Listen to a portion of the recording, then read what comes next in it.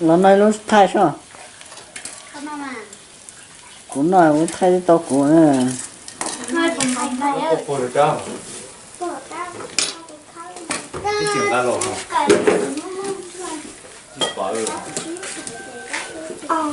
Nhớ là hồi lúc cắt thông này lên cổ.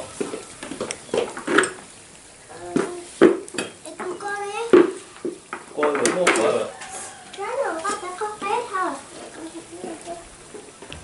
Nó tụi con thấy được trái cò đấy.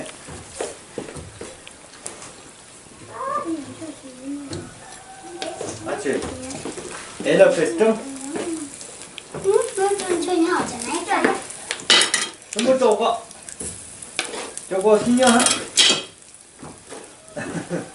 Ê, về lạ. Đi cút về hả đúng? à cái ở cái tàu xe Nhẹ xí xí, ê, cút về trông.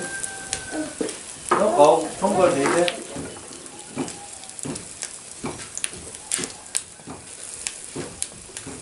Một đấy thôi. cái chỗ con này có lên chùa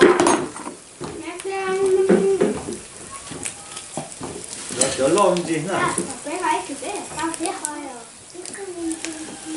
Muốn dùng gì đâu nó xuyên nhé.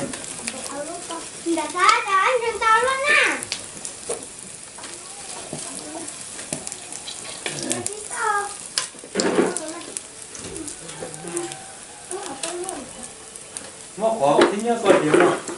Con như có tí.